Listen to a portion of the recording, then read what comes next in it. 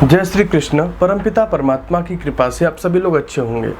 बहुत सारे नवयुवकों का मैसेज आ रहा था कि आचार्य जी चेहरे पर चमक कैसे लाएं, क्या दिक्कत है जो चेहरे पे चमक नहीं आती है। तो देखिए, चेहरे पे चमक क्यों नहीं आती, इसके 2-3 कारण होते हैं।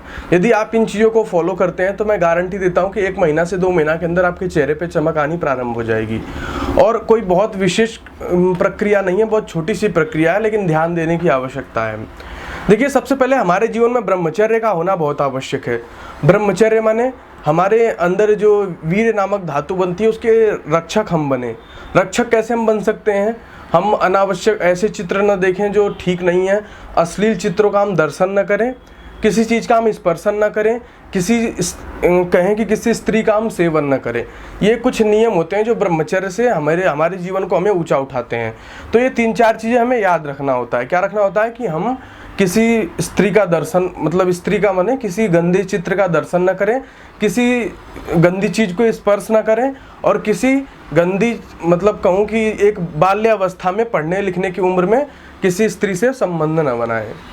तो ये 4-5 चीज़ें होती हैं जो हमें आगे बलवान बनाती हैं और हमारे चेहरे पे चमक लाती हैं। तो एक ये बहुत बड़ा कारण है कि आजकल क्या हो गया है कि युवाओं को अनेकानेक समस्याएं आने लग गई हैं। समस्याएं क्यों आती हैं? क्योंकि वो दुनिया भर की चीज़ें मोबाइल में देखते रहते हैं, और जब वो उनके मस्तिष्क पे जाती हैं तो उनके विचार क्षीण हो जाते हैं। विचार क्षीण होते हैं तो वो कुत्सित कार्य करने लग जाते हैं। इसलिए उनके जीवन में हमेशा कहें कि निराशा ही निराशा भरी रहती है और चेहरे पे भी कोई ग्लो नहीं आ पाता है। क्यों? क्योंकि कहूँ कि वो एक ऐसी मानसिकता से ग्रसित हो जाते हैं, हमेशा टेंशन, हमेशा डिप्रेशन में पड़े रहते हैं। दूसरी बात, जो सबसे बड़ी बात मैं आपको बताने जा रहा हूँ, एक आवश्यकता आपको आपके जीवन में ये है कि आप प्रयास कीजिए कि सूर्योदय से आप पहले उठिए। जो सूर्य उदय के बाद उठता है, कभी भी आपने उसके चेहरे पे चमक नहीं देखी होगी। देखिए, सूर्य उदय के पहले उठने के कुछ फायदे हैं, मैं उसके बारे में आपको समझाता हूँ।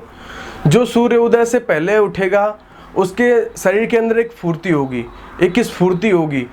जो सृष्टि में परमात्मा का अमृत बरस रहा होता है वो उसका भागी होता है, और उस प्रेम में जब उसे परमात्मा का प्रेम मिलता है तो वो आगे अनेकानेक सुंदर गुणों में, सुंदर कार्यों में अपने आप को युक्त कर पाता है।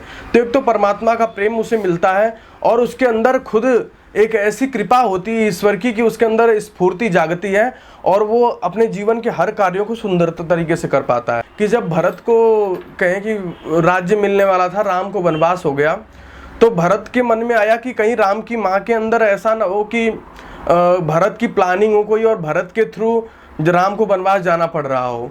तो भरत ने सोचा कि कहीं माँ के दिमाग में ये बात तो नहीं आ गई। तो भरत राम की माँ के पास जाते हैं, कहते हैं, माते आप मुझसे रुष्ट हैं, यदि आपको लगता है कि ये भरत की वजह से हुआ है, ऐसा मेरी वजह से हुआ है, तो मुझे वो पाप लगे जो सुबह सूर्योदय के बाद भी सोता रहता है। माने सूर्योदय हो जाए और आप सो रहे होते हैं तो भी ये पाप होता है। ऐसा भरत में राम की माता से कहते हैं जाकर के।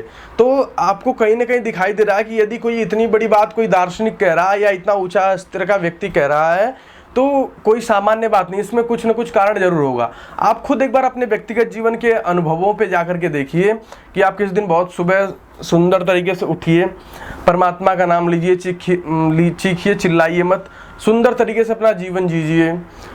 तो क्या होगा, आप पाएंगे कि उस दिन जो होगा वो आपका बड़ा ही सुंदर तरीके से बीतेगा। और देखिए, एक विशेष जो आवश्यकता है ध्यान रखने की वो होती है आपके आहार की। आपका आहार कैसा है ये बहुत ज़्यादा ज़रूरी है। देखिए, अपने आहार में जितना आप गाय का घी, गाय का दूध और गाय से जैसे दही, ये सब चीज़ें जितनी भी ज़्यादा आप इस्तेमाल करेंगे उतना ही ज़्यादा आपके चेहरे पे ग्लो आता जाएगा। और यदि स्थितियां नहीं बन पाती है, गाय का दूध नहीं मिल पाता, तो जो ग्रामीण भैंसें होती हैं उनका दूध आप ले सकते हैं, परंतु ज़्यादा आवश्यकता आपको यही है कि आपका गाय का दूध, गाय का घी, गाय की दही पिएं और अच्छे से व्यायाम करें, कसरत करें, मेहनत करें और जम के शरीर से पसीना निकालें।